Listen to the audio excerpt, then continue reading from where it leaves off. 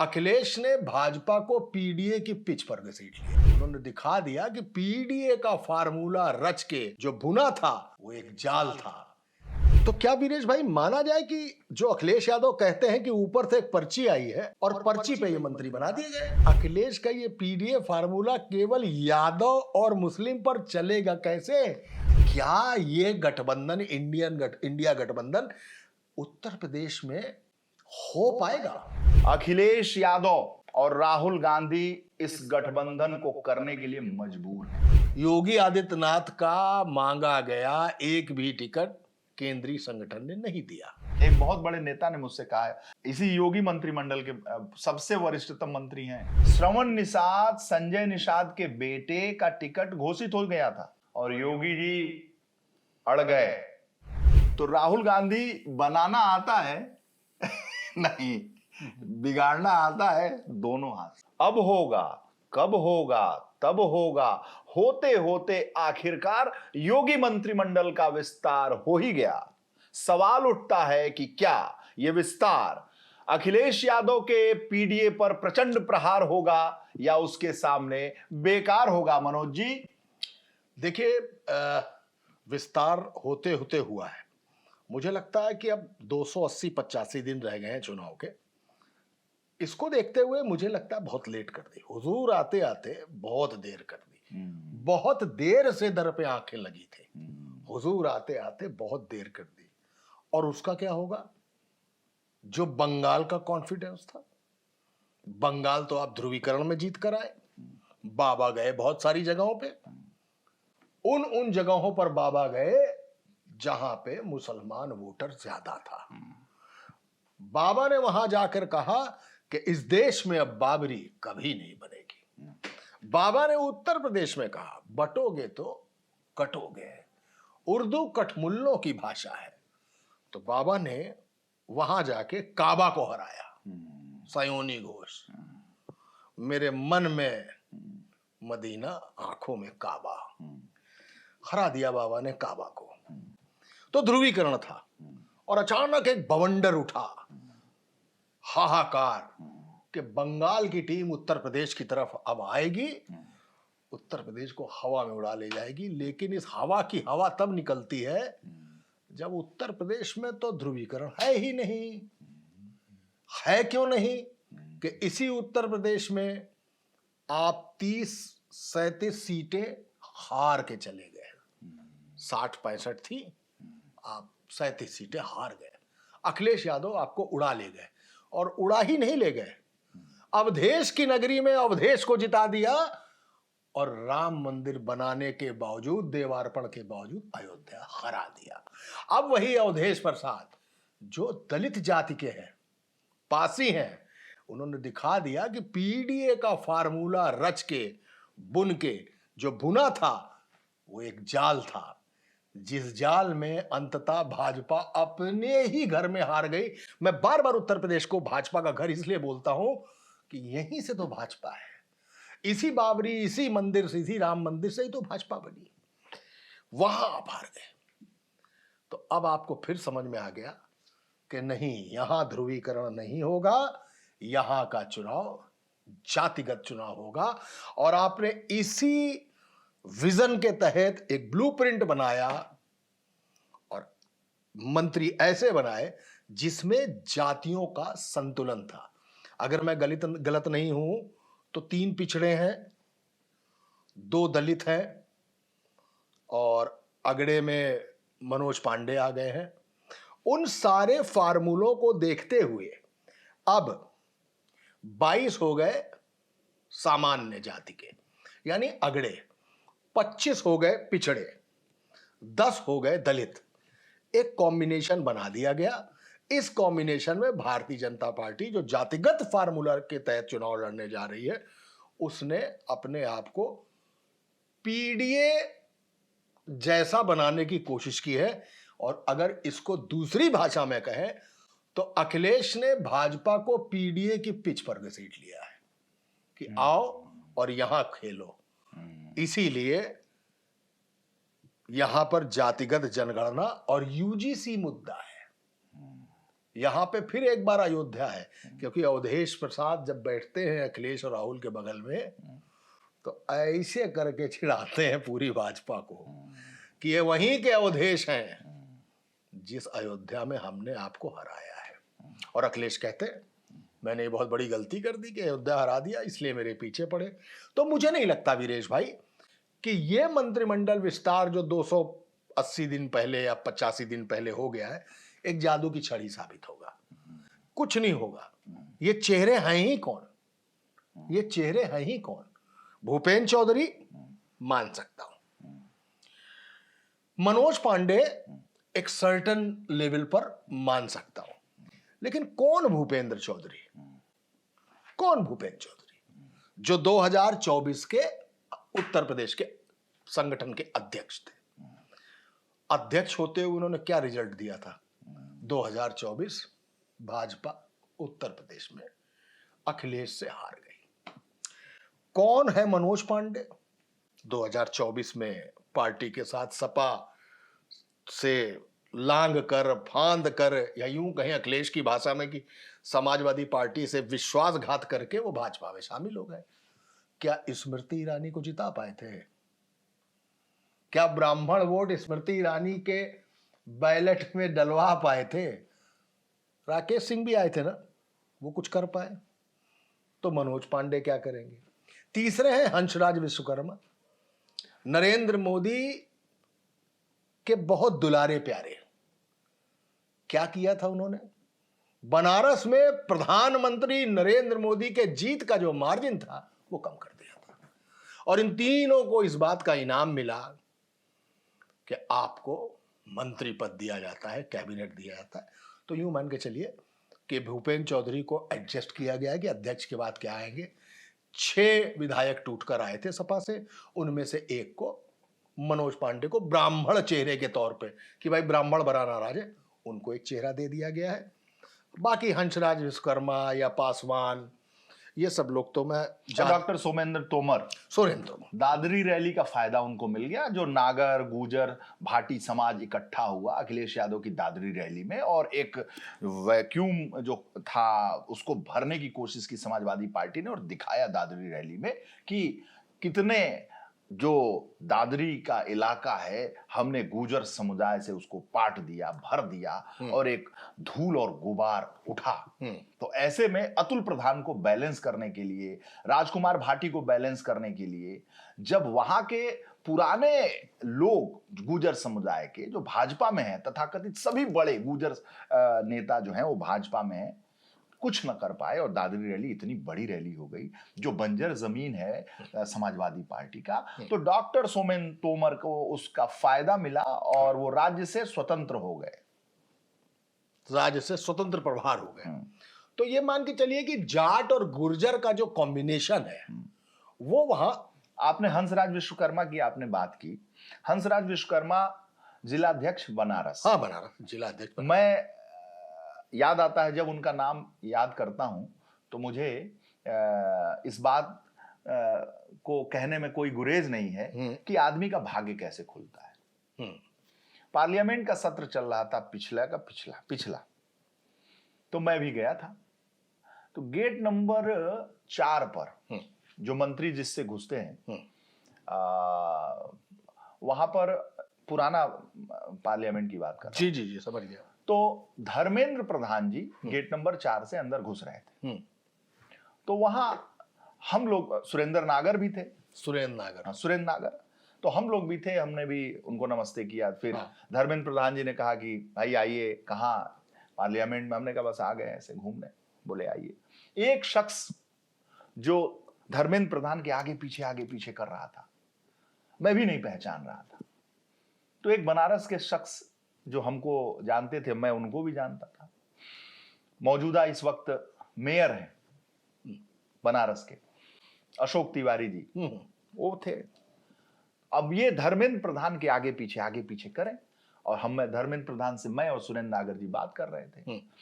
फिर तो धर्मेंद्र प्रधान जी ने कहा कि ठीक है अभी करता हूं बात। ठीक। फिर धर्मेंद्र प्रधान जी हम लोगों से बात करके गाड़ी में बैठ गए। गाड़ी में बैठे तो ये शीशे के पास भी जाके अपना बात किए जा रहे थे, ऐसे ऐसे किए जा रहे थे, जैसे मंत्रियों में लोग घुसते हैं, अपनी बात इन्होंने कुछ कही होगी। फिर मैंने पूछा कि भाई ये कौन है? बोले ये हंसराज विश्वकर्मा है। और आप विश्वास नहीं करेंगे, जब एमएलसी की अगली लिस्ट आई तो जिसको मैं देख रहा था कि धर्मेंद्र प्रधान के आगे पीछे घूम रहा है, वो भी तब भी समय न मिल रहा है उस व्यक्ति को, और मैं कुछ पूछ रहा हूं कि आखिर, जबकि हम लोग एक्टिव हैं और सब लोगों को लगभग जानते हैं, और बनारस में तो सबको जानते हैं कौन कितना एक्टिव है, अब मैं पहचान ना पाऊं। तो उन्होंने कहा कि ये हंसराज विश्वकर्मा है। और जब लिस्ट आई तो प्रधानमंत्री नरेंद्र मोदी के विशेष हस्तक्षेप पर अति पिछड़ा हंसराज विश्वकर्मा यूपी में एमएलसी बना दिए गए। मैंने कहा अरे, मेरे आंखों के सामने वो दृश्य घूम गया और अशोक तिवारी से वो बात मेरे सामने आ गई कि हमने कहा लो यार, जिसको मैं पूछ रहा था। तो क्या वीरेश भाई माना जाए कि जो अखिलेश यादव कहते हैं कि ऊपर से एक पर्ची आई है और पर्ची पे ये मंत्री बना दिए गए। अच्छा ये बताइए, तो क्या वास्तव में ये पर्ची आई, जैसे हंसराज विश्वकर्मा की आपने बात की, तो क्या ये पर्ची ही आ गई है क्या? ये दावे के साथ मैं कह सकता हूं कि हंसराज विश्वकर्मा तो ऊपर की पर्ची के ही कोटे हैं, क्योंकि वो बनारस के जिला अध्यक्ष हैं, अति पिछड़े हैं, और मेरे आंखों के सामने का वो दृश्य है। और आप जानते हैं कि मैं कोई भी बात बड़े कन्विक्शन के साथ कहता हूं। भूपेंद्र चौधरी कौन है? भूपेंद्र चौधरी भी ऊपर के ही कोटे के हैं। मनोज पांडे क्या है? मनोज पांडे को कौन तोड़ के लाया है? अमित शाह जी। अमित शाह जी उनके घर में जाकर खाना खाए पूरे परिवार के साथ। हो गया? हाँ बिल्कुल हो गया ना। मैं बस वही सोच रहा हूं कि क्या ये मसला वास्तव में इतना सही है कि उत्तर प्रदेश में चाहे एके शर्मा हो, चाहे ब्रजेश पाठक हो, चलिए अब जितिन प्रसाद ऊपर चले गए, दिल्ली चले गए, और चाहे नितिन तिवारी हो या केशव मौर्य हो, नितिन अग्रवाल माफ कीजिएगा, नितिन अग्रवाल हो, दयाशंकर सिंह हो, ये सारे लोग हैं तो ऊपर के ही। तो ऊपर के जो नाम आते हैं, जिनको मंत्रिमंडल में शामिल किया जाता है, शपथ दिलाई जाती है, ये पर्ची के ही तो नाम है। इसमें मेरा आपसे ऑब्जेक्शन है। क्या? जब आप कहते हैं कि ये सारे मंत्रिमंडल जो योगी सरकार के हैं वो पर्ची से बने हैं, अखिलेश जी कह रहे हैं कि पर्ची से बने हैं, ठीक, पर्ची से बने हैं। 2017 में जब योगी आदित्यनाथ जी मुख्यमंत्री बने थे तो वो तो सांसद थे ना, वो तो विधायक थे नहीं, तो वो भी तो हाईकमान से मर्जी से बने थे। ठीक है। वो भी तो कलराज मिश्रा के साथ आए थे, वो भी तो वेंकैया नायडू आकर उनकी घोषणा किए थे, वो विधायक दल की बैठक में विधायक तो थे नहीं, तो फिर पर्ची वहां से भी आई थी। तो फिर ये क्यों, ये बात तब तक तो योगी आदित्यनाथ तो केवल सांसद थे। हाँ, योगी वन गवर्नमेंट की आधी गवर्नमेंट के बाद ही तो वो किरकिरी हुए। नहीं, बात ये है ना, पर्ची क्यों ना आए। हाँ, पर्ची क्यों ना आए, तो फिर ये क्यों कहा जाता है कि 2024 के चुनाव में योगी आदित्यनाथ का बताया गया एक भी टिकट नहीं मिला? क्या? योगी आदित्यनाथ का मांगा गया एक भी टिकट केंद्रीय संगठन ने नहीं दिया। अब देखिए ऐसा है कि इसका मतलब चाहे टिकट हो, राज्य मंत्री मैं इससे फिर इत्तेफाक नहीं रखता हूं। जो गोरखपुर को जानता है, जो उनकी सीटों को जानता है, जो योगी आदित्यनाथ को जानता है, वो गोरखपुर की ग्रामीण सीट किसकी सीट थी? वहां से श्रवण निषाद, संजय निषाद के बेटे का टिकट घोषित हो गया था और योगी जी अड़ गए। योगी जी ने कहा कि नहीं, संजय निषाद एलाइज गठबंधन का एक अध्यक्ष, उसका स्वयं का बेटा श्रवण निषाद, उसको टिकट गोरखपुर ग्रामीण से घोषित हो गया। योगी जी ने कहा नहीं, विपिन सिंह को टिकट मिलेगा, और विपिन सिंह को, श्रवण निषाद को शिफ्ट किया गया चौरी चौरा, और संगीता यादव को टिकट नहीं मिला और विपिन सिंह को टिकट मिला। तो ये कैसे हो सकता है कि योगी आदित्यनाथ का एक भी टिकट नहीं है? ये तो योगी कैंप की बात है। अगर ऐसी बात है, ऐसी बात ही है, अगर ऐसी बात है तो डॉक्टर राधा मोहन दास अग्रवाल राज्यसभा कैसे पहुंचे? देखिए, राधा मोहन दास अग्रवाल राज्यसभा कैसे पहुंचे, ऐसे पहुंचे। समझ रहे हैं आप राधा मोहन दास अग्रवाल? मैं खूब समझ रहा हूं। वो राधा मोहन दास अग्रवाल जो भाजपा के खिलाफ योगी आदित्यनाथ की हिंदू युवा वाहिनी से उतारे गए थे गोरखपुर में। और कौन उतारा था उनको? योगी आदित्यनाथ। जिताया कौन था? योगी आदित्यनाथ। किसके आदमी थे वो? योगी आदित्यनाथ के। अब किसके आदमी हैं? अब वो ऊपर के आदमी, यही तो बात है कि वहां ठन गई। इसीलिए तो लोगों ने, नेताओं ने अब पौधा लगाना बंद कर दिया। आप इस दृष्टि से देख रहे हैं, मैं कैमरे के उस तरफ से देख रहा हूं कि योगी आदित्यनाथ का 2024 में एक टिकट नहीं होने दिया गया, चाहे वो वीके सिंह हो या कोई और हो। दूसरा, राधा मोहन दास को वहां अग्रवाल को भेज दिया गया राज्यसभा, जो जिनको योगी आदित्यनाथ जी पसंद नहीं करते। राधा मोहन दास अग्रवाल जी बहुत काबिल डॉक्टर हैं। बिल्कुल है, मैं उनकी काबिलियत पर सवाल नहीं कर रहा हूं। बहुत ईमानदार नेता के तौर पर जाने जाते हैं। बहुत ईमानदार। तो पार्टी में उनकी जरूरत होगी, उनको राष्ट्रीय स्तर पे ले जाए। ये तो आपने पार्टी जैसी बात की है, ये तो आपने पार्टी जैसी बात की कि पार्टी को तो प्रवक्ता भी फेल हो गए होंगे भाजपा के। ये बिल्कुल पार्टी जैसी बात है। बोले क्या आप मुख्यमंत्री बनेंगे? बोले मैं एक साधारण कार्यकर्ता हूँ पार्टी का, और मेरी क्या, मैं तो पार्टी जहां लगाएगी वहां चल पड़ेंगे झोला उठा के। ये सारी चीजें विद इन पार्टी चलती रहती है। और हम जो बात कर रहे हैं उसमें सच आप भी बोल रहे हैं, सच हम भी बोल रहे हैं, लेकिन असल बात तो ये कि बोल आप भी वही रहे जो मैं बोल रहा हूँ। आप उस तरफ से बोल रहे हैं, सिक्का उछालते हैं ना तो कहते हैं हेड या टेल, तो हेड और टेल तो है, लेकिन है एक ही सिक्के के दो पहलू। तो हम लोग एक ही जैसी बात कर रहे हैं। अब आते हैं पीडीए का फार्मूला अखिलेश यादव का। अखिलेश यादव के अलावा भारतीय जनता पार्टी भी जानती है कि उत्तर प्रदेश में जो सबसे बड़ा चुनाव है, हमको जातिगत समीकरण संतुलित करके ही ये चुनाव लड़ना होगा। एक बात हो गई, ये तो हो गई अखिलेश के पीडीए फार्मूले कि अखिलेश यादव पीडीए की पिच पर भारतीय जनता पार्टी को घसीट लाए। अब मुझे ये बताइए कि अखिलेश यादव का पीडीए फार्मूला तो मान लीजिए हिट था 2024 का, और इस फार्मूले को लेकर हो भी गया सब कुछ, बीजेपी भी उसी पे आ गई। लेकिन अखिलेश का ये पीडीए फार्मूला केवल यादव और मुस्लिम पर चलेगा कैसे? गठबंधन में तो इमरान मसूद एंड कंपनी जैसे लोग भी घुसे हुए हैं, वो गठबंधन कैसे बनेगा? तो जब कमलनाथ ने कहा था अखिलेश वखलेश, वहां भी तो हिसाब बराबर कर दिया था अखिलेश यादव ने। कर दिया था। मैं तो इमरान मसूद की क्या है? हाँ, ठीक ठीक ठीक, मैं नहीं कहता हूं कि इमरान मसूद की कोई हैसियत है, लेकिन इमरान मसूद सांसद है। तो क्या राहुल गांधी और अखिलेश यादव का जो एक अनसीन गठबंधन है, जो कि मुझे लगता है कि 2027 में मिलकर चुनाव लड़ा जाएगा, ये फ्रंट जिसको हम इंडिया गठबंधन कहेंगे, ये गठबंधन उत्तर प्रदेश में सधेगा कैसे? क्योंकि इंडिया गठबंधन तो किसी रीजनल चुनाव में बनता ही नहीं है। क्या अखिलेश पीडीए का फार्मूला ओके, अपने उस इंडिया गठबंधन को कैसे संभालेंगे? देखिए, इंडिया गठबंधन की जहां तक बात है, अगर फिर आप मेरी बात उस लिहाज से लेंगे, मैं दोनों बातें कर रहा हूं, मेरी लिहाज से लेंगे तो फिर लगेगा कि मैं प्रवक्ता हूं समाजवादी पार्टी का।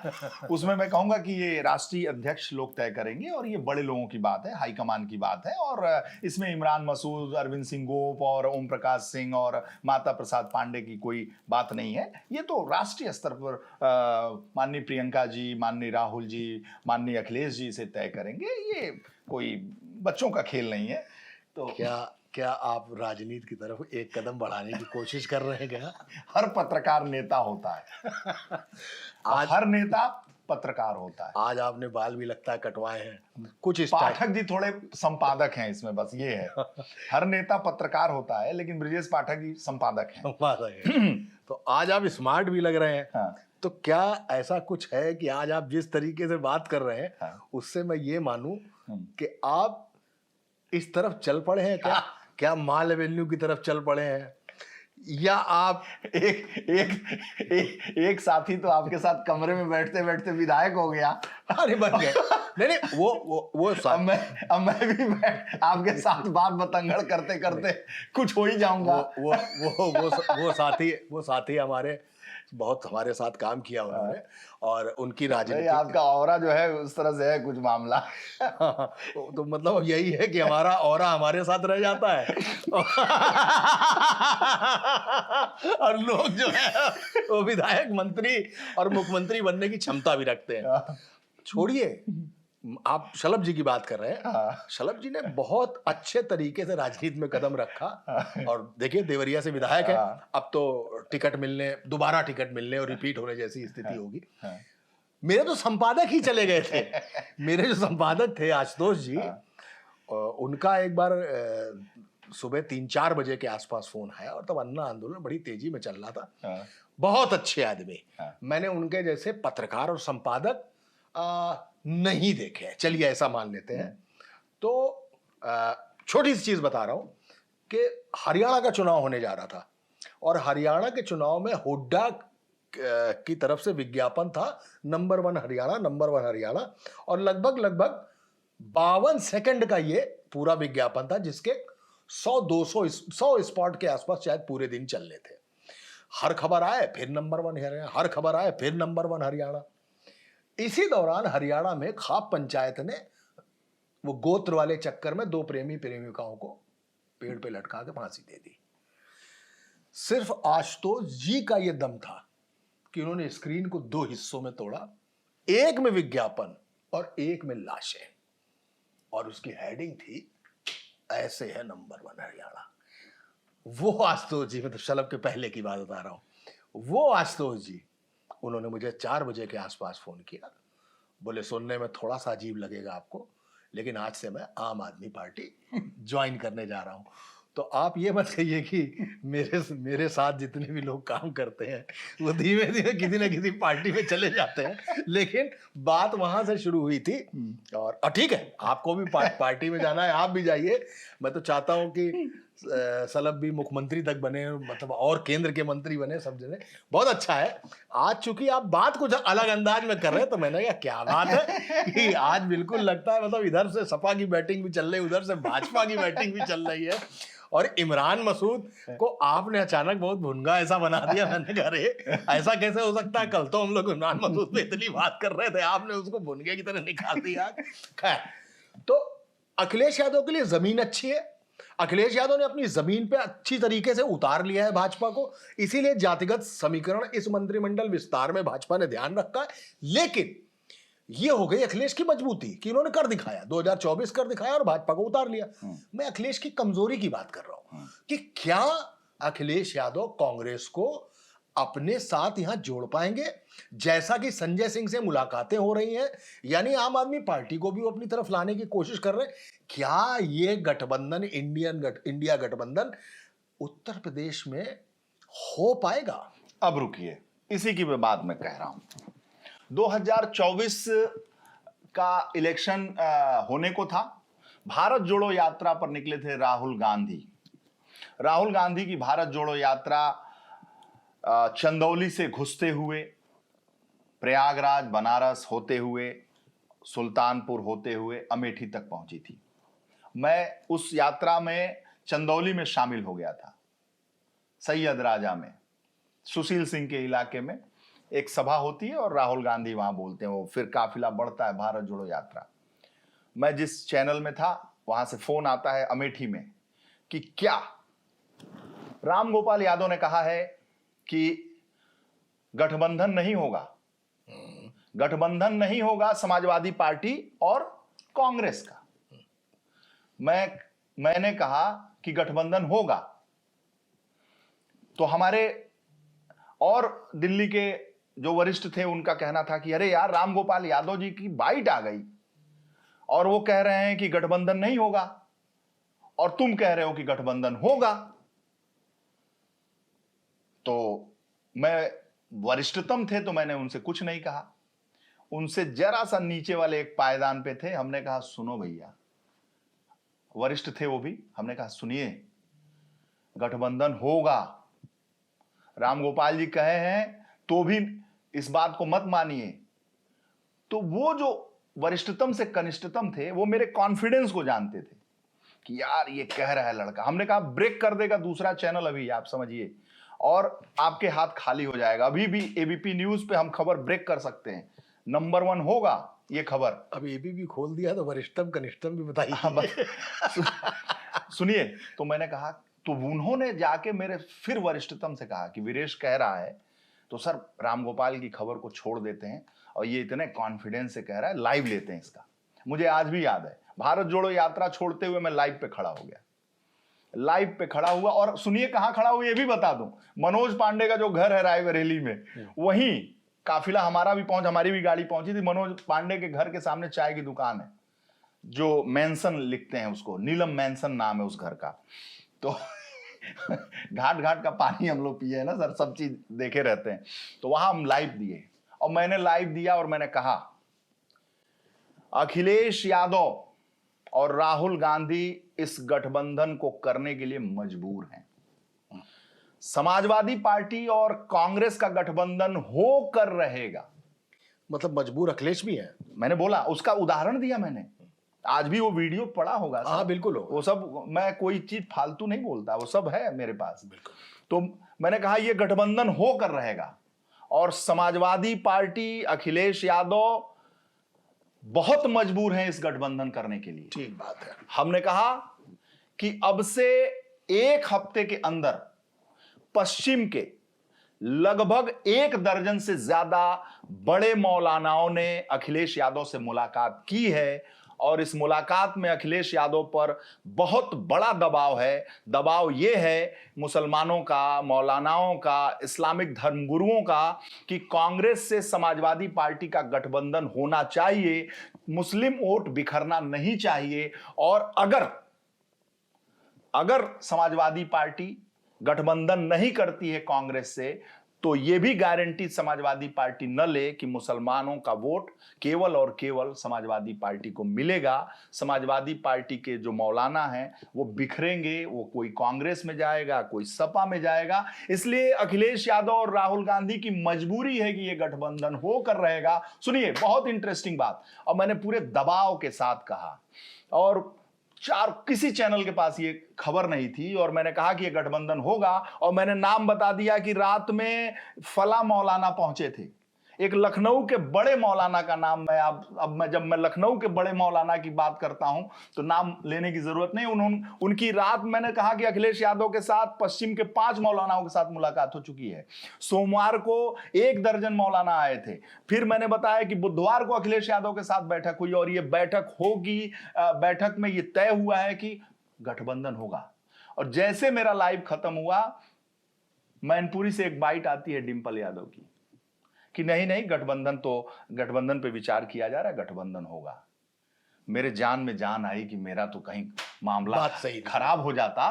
क्योंकि राम गोपाल जो चाणक्य कहे जाते हैं समाजवादी पार्टी की, उनकी बाइट थी ऑन रिकॉर्ड की गठबंधन नहीं होने का। और तब तक तो डिंपल यादव की बाइट आती है। एक पत्रकार, एक रिपोर्टर को कुछ बेस चाहिए, कंफर्मेशन। मैंने तुरंत पलट के जो वरिष्ठतम थे उनको फोन किया। हमने कहा था ना कि गठबंधन। बिल्कुल ठीक है, लेकिन मेरा दावा है, अब ये भी बता दूं, 2024 में गठबंधन हुआ था। 2027 में आज ही के दिन मैं बता रहा हूं, अभी 26 चल रहा है, राहुल गांधी, अखिलेश यादव, आम आदमी पार्टी का गठबंधन होकर रहेगा। लेकिन इसको अंजाम अगर कोई देगा तो प्रियंका गांधी देंगी, राहुल गांधी नहीं देंगे। एक बात। दूसरी बात, अब मैं दूसरे हाइपोथेटिकल पे आ जाता हूं। अभी तो होना बाकी है ना। होने को तो ये भी हो गया है कि सिंबल तुम्हारा, कैंडिडेट हमारा। जहां कांग्रेस को कैंडिडेट नहीं मिलेगा वहां पे समाजवादी पार्टी कैंडिडेट देगी और सिंबल कांग्रेस का हो जाएगा। ऐसे ही कांग्रेस के लिए भी होगा, लेकिन कांग्रेस के लिए जमीन ज्यादा है क्योंकि कांग्रेस के पास कैंडिडेट्स की कमी है, उखड़ चुका है, नीचे नेटवर्क नहीं है, उसको समाजवादी पार्टी का ही नेटवर्क इस्तेमाल करना पड़ेगा। इन सब चीजों को देखते हुए मैं एक बात कहता हूं कि अगर कांग्रेस मान लीजिए कि आज की तारीख में गठबंधन नहीं भी करती है समाजवादी पार्टी के साथ, तो रही बात मुस्लिम की, तो मुस्लिम एक तरफा समाजवादी पार्टी के पास जाएगा, कांग्रेस के पास नहीं जाएगा। यह बिल्कुल ओके है। आम आदमी पार्टी का जो नेटवर्क है दिल्ली में अच्छा है, पंजाब में अच्छा है, गोवा में अच्छा है, गुजरात में अच्छा है, पर उत्तर प्रदेश में बनते बनते कहते नहीं, सिग्नल की जो डंडी आती है, एक डंडी बची है। और 5G से 4G हुआ, फिर 3G हुआ, फिर 2G हुआ और ई लिख के आ रहा है। तो यह समस्या आम आदमी पार्टी से। तो समाजवादी पार्टी का फायदा कांग्रेस को मिलेगा, समाजवादी पार्टी का फायदा, समाजवादी और कांग्रेस का फायदा आम आदमी पार्टी को मिलेगा। कुल मिला के इस पूरे कहते नहीं तुलनात्मक अध्ययन, इस अध्ययन की बात उठी ही केवल इसलिए कि क्या पीडीए का फार्मूला ओके है, एक चीज।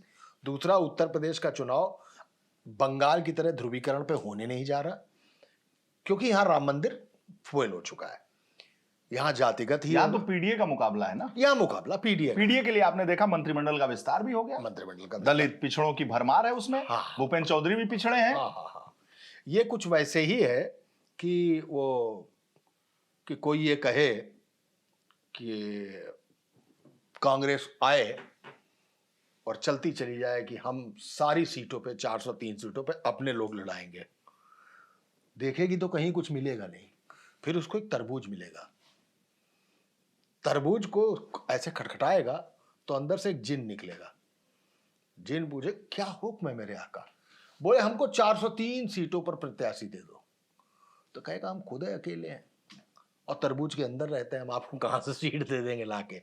ये एक सर इस पे मेरी आपसे ना इत्तेफाकी है। फिर प्रवक्ता होने जा रहे हैं आप कांग्रेस के राहुल गांधी के। हमारे तरफ एक कहावत है सर, खेले आवेला ना बिगाड़े आवेला बोले दोनों हाथ से। अच्छा है, अच्छा है, ठीक है ना, अच्छा है, बोले खेलना नहीं आता है, हाँ। बिगाड़ना दोनों हाथ से आता है। हाँ। राहुल गांधी समाजवादी पार्टी अलग अगर लड़ेगी तो राहुल गांधी बनाना आता है नहीं, बिगाड़ना आता है दोनों हाथ से। और बंगाल में बिगाड़ा है, यस, याद रखिए, दोनों हाथों से। जिस राहुल गांधी को हल्के में ले लिया था ममता बनर्जी ने, उनके हेलीपैड को उखड़वा दिया था, उनकी सभा नहीं होने दी थी। सचिन पायलट भेजे गए अधीर रंजन चौधरी की सभा में, वहां ऐसा उत्पात हुआ कि बीच रास्ते से अधीर रंजन चौधरी की सभा नहीं हो पाई, अधीर रंजन की सभा में सचिन पायलट उतर नहीं पाए। राहुल गांधी ने बनावे आवेला ना बिगाड़े दोनों हाथ से।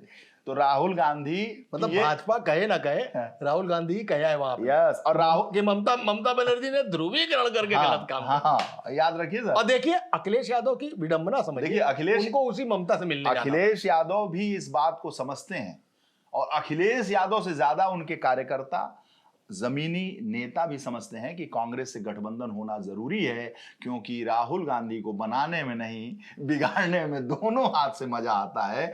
और वो मोदी जी को बिगाड़ दे रहे हैं, आप समझिए, चाय पीते हुए पार्लियामेंट में।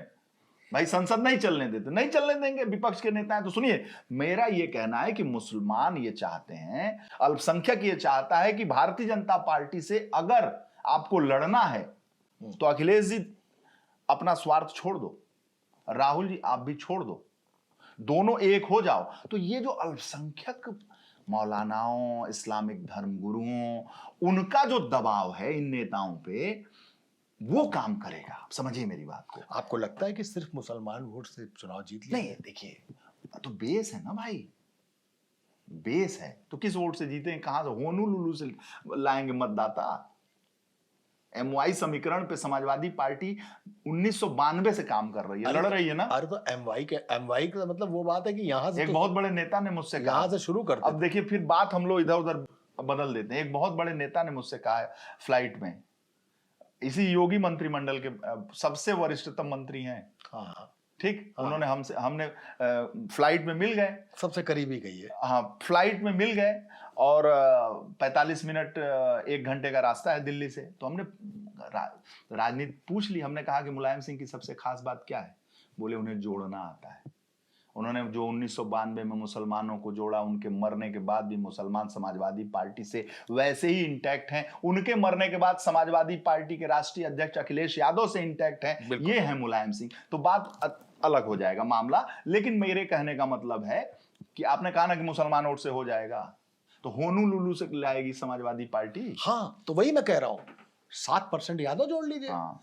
बाकी पूरा एक सर तो आना पाई में कहते नहीं है कि जब भगोना दूध का खाली हो जाए तो चम्मच से मलाई और खुरचन भी खरोच लीजिए, भगोना भी धो लीजिए, और उसका जो भगोने के धुलन से जो दूध निकले वो पी जाइए। तो मैं राहुल, इसके अलावा वोटवा लाएंगे कहां से? अरे लोटवा लाए थे तभी ना 12 में बहुमत की सरकार बनाए थे, तो फिर 24 में भी बनाए, 24 में भी बनाए, 24 में भी भाजपा। फिर क्यों कह रहे हैं कि वोटवा कहां से लाएंगे? बस तो यादव और मुसलमान इंटैक्ट था, बाकी वोटवा संविधान चमका दिए, आरक्षण चमका दिए, कहीं से सो गए, आज आपको लग लेट गए। आज आपको लग रहा है मैं थोड़ी उल्टी बात कर रहा हूं?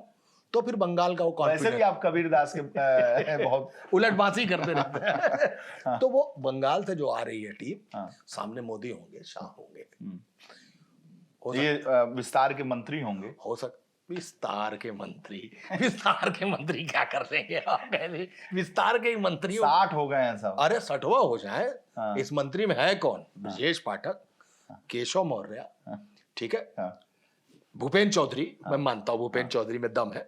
आपको क्या लगता है एके मनोज पांडे में भी दम है। रायबरेली पांडे में दम है। हमारी तरफ एक कहावत है, हमारी तरफ एक कहावत है, दो साड़ों के बीच से निकल जाओ, दो पहाड़ों के बीच से बिल्कुल मत निकलो।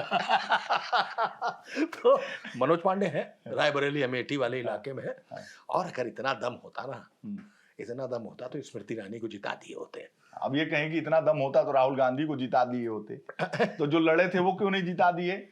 और जो राहुल गांधी को हराने सब लोग गए थे, पूरे सारे मंत्रिमंडल, क्यों नहीं जिता दिए? और स्मृति ईरानी तो खुद मनोज पांडे से बड़ी नेता है। मुझे तो अरे बॉस, स्मृति ईरानी, अरे भाई तो संगठन लगेगा कि नहीं लगेगा? तो लगेगा। आप तो सारी जिम्मेदारी मनोज पांडे की है। आप अरे रायबरेली में तो रायबरेली में भी मनोज पांडे की राकेश प्रताप सिंह जो गौरीगंज गए थे, वो अभय सिंह उनके नजदीक है वो, और मनोज पांडे, सबको जोड़िए ना, और खुद स्मृति ईरानी को भी जोड़िए। अरे भाई तो मैं स्मृति ईरानी का चुनाव अगर राहुल गांधी से था तो मैं कुछ नहीं कहता। तो वहां लिख के किशोरी लाल से चुनाव हार गई स्मृति ईरानी। किशोरी लाल हल्के आदमी नहीं है सर। अरे तो किशोरी लाल राहुल गांधी के पिताजी के सेवक हैं। बिल्कुल है। हाँ बिल्कुल है। और आज से नहीं है, लुधियाना छोड़ के कितने दिन से हैं। और अमेठी को, अमेठी के लोगों को, अमेठी के गांव को, अमेठी के प्रधान को, अमेठी के बीडीसी को, और अमेठी की महिलाओं को, युवाओं को जितना राहुल गांधी प्रियंका नहीं जानते ना, उतना किशोरी लाल जानते हैं। तो यानी मान लो कि हंसराज विश्वकर्मा अगर एक सभा करेंगे तो 2 लाख की भीड़ आ जाएगी। वो अलग विषय है। मैं किशोरी लाल जी की बात कर रहा हूँ। ठीक बात है कि किशोरी लाल जी को लोग कह देते हैं कि किशोरी लाल अरे सेवक से। अरे किशोरी लाल 40 साल से अमेठी में। नहीं, मैं उसकी बात कर रहा हूँ। देखिए हमारी आपकी बात गलत नहीं है, मैं वो बात कर रहा हूँ कि वो स्मृति ईरानी जिन्होंने राहुल गांधी को हराया, तो उसका ठेका खाली मनोज पांडे के लिए थे क्या? नहीं, ना कि जब अमित शाह जी ज्वाइन करा रहे हैं तो कह रहे कि इस बार सुनो मंत्री तभी बनोगे जब स्मृति ईरानी। नहीं, मनोज पांडे तब सपा में थे। और सपा और बसपा नहीं, सपा में नहीं थे, अभी 24 की लोकसभा में यही थे। हाँ अच्छा, यही थे। यही थे, ये बिल्कुल ठीक है, सॉरी, वही तो मैं बात ही कर रहा हूँ। तो मनोज पांडे की बात नहीं कर रहा हूँ कि मनोज पांडे जिता, लेकिन मनोज पांडे के पास वो इतना ब्राह्मण वोट तो था, राकेश प्रताप सिंह के पास इतना वोट तो था कि ठाकुर उधर करवा सकते थे। खैर चलिए, ये मुद्दा आगे बढ़ जाएगा। 2 पहाड़ों के मामला में। 2 पहाड़ों के बीच से निकल जाओ, 2 पहाड़ों के बीच से बिल्कुल नहीं। तो आप और मनोज पांडे अगर एक हो गए तो हम तो उसके बीच में, वीरेन पांडे और मनोज पांडे के बीच से हम कैसे निकलेंगे? तो बड़ा दिक्कत हो जाएगी। तो हमको यूं ही जाने दिया जाए, हम किनारे हट के निकल जाएंगे, बहुत दिक्कत वाली बात हो जाएगी नहीं तो दोनों ही बातें हैं। भाजपा ने ये जो कल अपना विस्तार किया है, ये विस्तार कोई अल्लाह दीन का चिराग नहीं है कि यूं घिसा। देखिए भूपेन्द्र चौधरी की बात आप कर रहे हैं, तो भूपेन्द्र चौधरी जिम्मेदार थोड़ी है खाली हारने का 24 में प्रदेश। अरे वाह, अरे वाह, मतलब आप कितना प्रवक्ता बन, आप 2 बातें क्यों कर रहे हैं? ये बताइए। मैं सपा का प्रवक्ता बन गया, मैं कांग्रेस का बन गया, मैं भाजपा का बन गया, हाँ, राधा मोहन दास और योगी जी का भी बन गया, मनोज पांडे का भी बन गया, अब भूपेन्द्र जी का तो बन लेने दीजिए। हाँ, तो आप कह रहे हैं कि भूपेन्द्र जी के किले जिताने के? भूपेन्द्र जी जाटों के सबसे बड़े नेता है यूपी में भाजपा के। हो गई बात आपकी। हाँ। आपकी बात हो गई। हाँ। कि भूपेन्द्र जी अकेले जिम्मेदार नहीं है। हाँ। एक तरफ केशव मौर्य अध्यक्ष होंगे और जब भाजपा जीत जाएगी थंपिंग मेजॉरिटी से, तो आप कहेंगे कि मुख्यमंत्री बनना चाहिए था उनको। ये बात नहीं कहते हैं, सब कहते हैं ये बात कि केशव मौर्य को बनना चाहिए।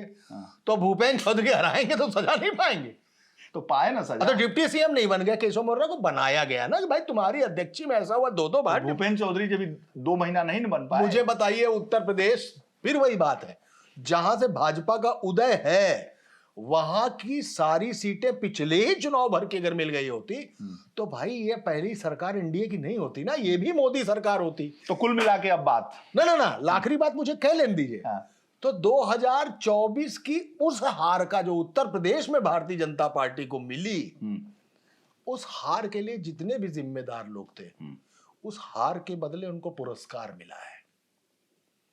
चाहे वो भूपेंद्र चौधरी हो, चाहे हंसराज विश्वकर्मा हो, इन सबको पुरस्कार मिला है। ब्राह्मण चेहरे के नाम पे आपने मनोज पांडे को बना दिया।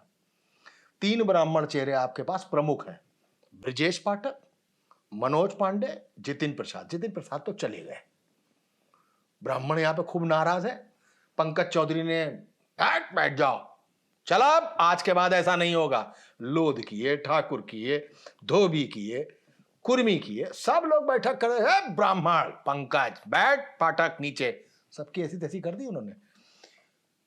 मनोज पांडे कहां से आए सर, बताइए ना कहां से आए? अखिलेश जी के यहाँ, सपा से। ब्रजेश पाठक कहां से आए सर? बहन जी के यहाँ। और सर जितिन प्रसाद कहां से आए? राहुल जी के यहाँ। एक ब्राह्मण नेता नहीं बना पाई भाजपा पिछले 2 साल की गवर्नमेंट में। तो उनमें जब खुदे दम नहीं था तो कहां से बना लेंगे? इंजेक्शन है क्या? कोई इंजेक्शन दे दे। एक लक्ष्मीकांत वाजपेयी में दम था कि नहीं? क्या गुजरती होगी जब कोई हेमंत बिस्वा शर्मा असम का मुख्यमंत्री बनता होगा, जब कोई शुभेंदु अधिकारी डॉक्टर साहब को बनाई नहीं थी मूल पार्टी को, दिनेश शर्मा जी को। अब बताइए सर, उनकी फिएट पे भारतीय जनता पार्टी के दीनदयाल उपाध्याय जी चलते थे, अटल जी चलते थे, आडवाणी जी चलते थे। अब कह रहे हैं कि दिनेश शर्मा जी, अब कहां से ले आएंगे आप बताइए? देखिए एक बड़ी स्पष्ट बात करूं आपको, उत्तर प्रदेश में जो ब्राह्मण का नाम चलता है, मैं ये नहीं कह रहा हूं मतलब शर्मा जी ब्राह्मण है, लेकिन उत्तर प्रदेश में जो ब्राह्मण जिससे निकलता है नाम, सिंह, ये नाम आता है ना, ठाकुर समझ में आता है। ब्राह्मण जो नाम आता है वो कैसा आता है? पांडे, पाठक, उपाध्याय, द्विवेदी, ब्रह्मदत्त द्विवेदी को याद, वाजपेयी, अटल बिहारी वाजपेयी को याद कर लीजिए। ये सारे नाम आते हैं ब्राह्मण में, त्रिपाठी भी शामिल कर लीजिए। ये सब ब्राह्मण साउंड करते हैं। शर्मा, ये मैसेज थोड़ा सा डिफाइन गड़बड़ हो जाता है। जैसे आप थोड़ा सा इधर पूरब की तरफ और आगे बिहार की तरफ बढ़ते जाएंगे तो आपको पांडे भूमिहार भी मिलेगा, आपको तिवारी भी भूमिहार मिलेगा। होता है यूपी में ही है। यूपी, अरे बस वो बेल्ट ही लगी हुई है वो वाली। तो वहां पर ये चीज सिन्हा और सिन्हा में फर्क है। सिन्हा कहीं कायस्थ है और कहीं भूमिहार है। तो ये जो साउंड सिस्टम है जो आपके ऑरे को बताता है, तो दिनेश शर्मा बहुत सज्जन, बहुत अच्छे, बड़े सरल नेता, बहुत कुछ, लेकिन वो साउंड नहीं होता है ब्राह्मण। तो मेरा कहने का मतलब है भाजपा को अपने भी कुछ नेता तय करने चाहिए, अपने कुछ नेताओं को आगे बढ़ाना चाहिए। और जातिगत मसला मामला है, उस मामले में इस चुनाव के लिए इनको बंगाल से अलग तैयारी करनी पड़ेगी। और अखिलेश यादव को पीडीए तैयार है, लेकिन इंडिया गठबंधन कैसे तैयार करेंगे इस पर विचार करना होगा, इस चीज पर विचार करना होगा।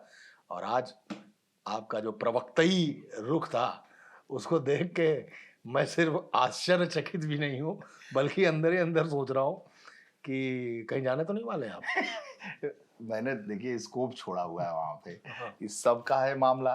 तो इसमें जिसको उचित लगे कि ये हमारा पक्ष अच्छे से रख सकता है वो समझ ले, बाकी तो आप ही हैं हमको भेजने के लिए। ये जो बाइस्कोप है ना, ये इतना स्कोप पैदा कर देता है लोगों में कि लोग कहीं ना कहीं देखना शुरू कर देते हैं। और अच्छी बात है, आप जाइए मेरी तरफ, मेरी अभी से आपको शुभकामनाएं। वैसे भी जो आपको छू लेता है उसको भेज ही देते हैं। बहुत बहुत धन्यवाद आपका। नमस्कार।